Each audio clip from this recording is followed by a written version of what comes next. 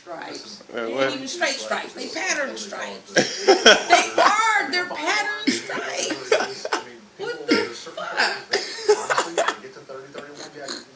Are you recording this? I record this. I just started recording this shit. I didn't catch the best parts though. Oh man, he got on this bad suit though. Look at Mr. Brown. Whoever dressed him up dressed up Mr. Brown. You're going to have the same Pro Bowl caliber Not him. With a dynamic run game. I mean, you let this defense carry their weight. There has been a lot of talk in the last week with regards to Frank. It's about the bed in the middle. Younger than his 32 years, and also about him hitting the hole, which was the problem. And record whatever part you want. Colin Kaepernick Well, I got it now. New running back. He's got some new wide receivers. He has a new head coach, and he also has some new duties in the huddle. He is calling plays in the huddle at training camp, something Jim Harbaugh used to do in the past. A big change for the quarterback up there in Santa Clara. Here he is at the podium earlier today.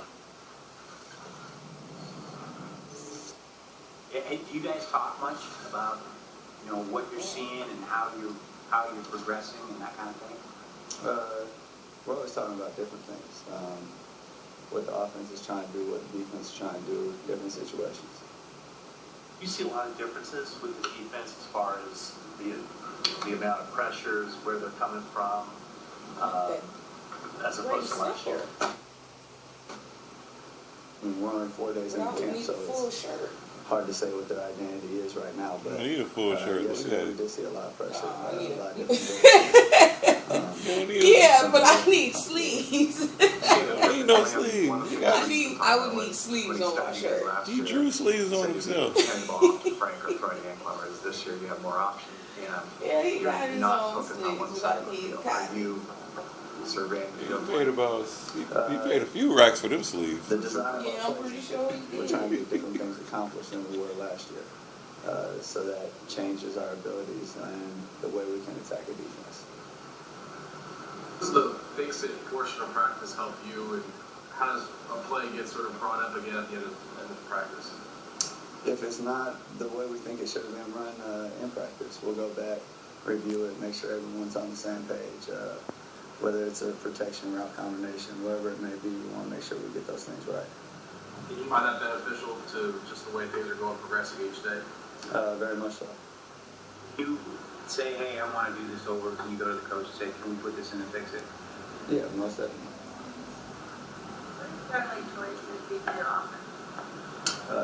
Opens up a lot of possibilities, a lot of opportunities. He's a great player, has shown he can make plays in big-time situations, and that's something we want to take advantage of. Well, you're playing table tennis with Jared Hayne, so he's pretty good at that by the look of it. But how do you feel about him? Has he shown you much out on the field? The pads and the helmet, what's your assessment there? Yeah, very talented, very gifted naturally. Someone that he's progressed a great deal since the spring, and I think yesterday in pads was a little more comfortable for him because he knew he could just go. Looking forward to see how this preseason plays out for him. Table tennis? We had some good competitions in the spring. It's football time now, though. How has it helped you being able to get the play radioed into you in the huddle, so you're the one this year calling plays as opposed to the coach? It allows the players to have confidence in hearing your voice, and you're the one that's going to be giving them direction on the field. Something that I think every quarterback should have the ability to do. Along those lines, yesterday Frank Gore made some comments about Andrew Luck, saying that he runs the huddle. He hasn't had that before. Can you see, do you take offense to that, or do you see where Frank's coming from? It's not something I'm worried about. We're moving forward. It's a new season, new coaching staff, new players. That's all we're worried about right now.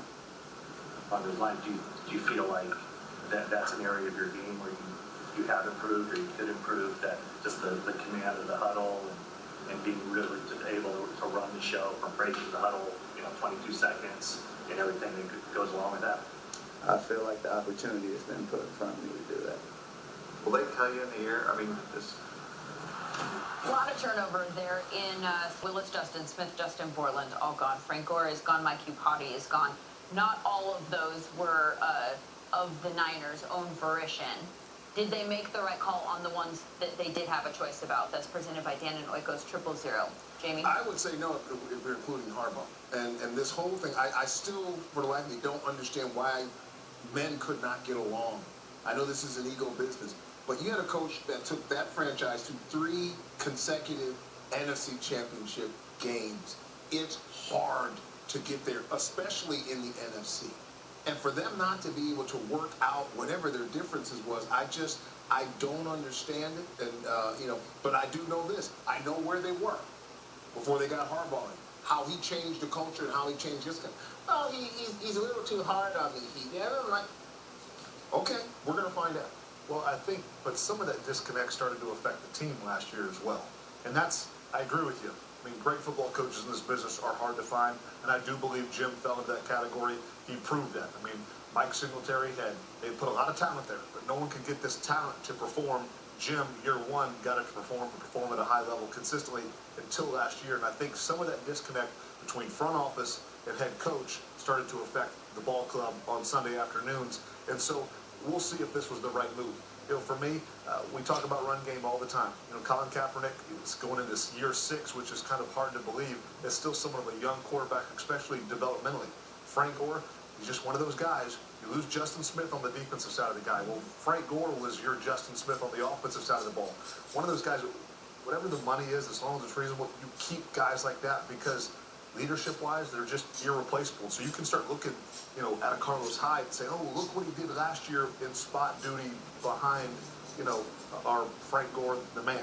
It's just not the same when What about your boy Reggie Bush, who comes in now?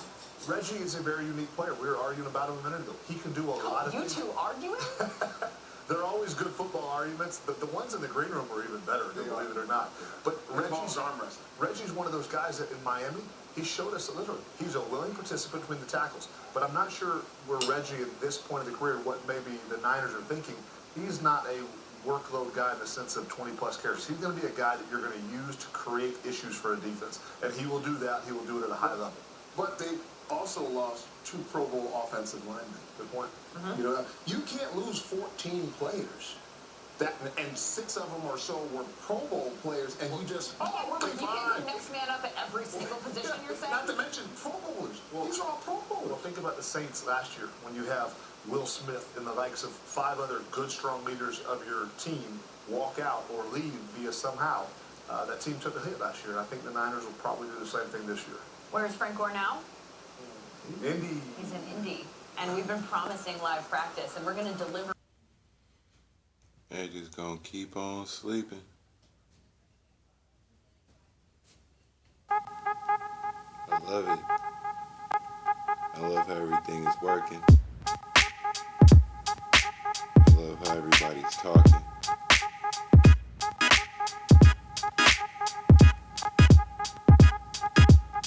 I like how the season's coming up. Just looking in the eyes of the fans. And the Fickleberry, and the haters, and the Sherman groupies, and the doubters, and everybody that is counting this team out. I just want to acknowledge the ones who count this team in. Everybody who's really paying attention. Everybody who's really looking at the depth that this team really has. About our losses. I'm looking at the game.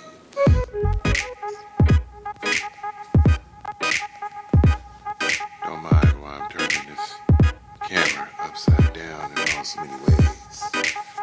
I just want to show you how good I rep for my team, and number 2, I don't even know which side I was using when you recorded this film, so you're gonna get this Niner footage in all angles. Because that's how we're gonna bring it as a team. And nobody really knows it yet. Except for the ones who are really paying attention. So, to you guys, I want to say thank you.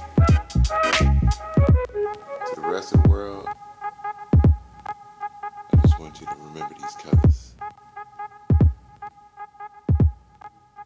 Because they finna bring some tears to your sofa.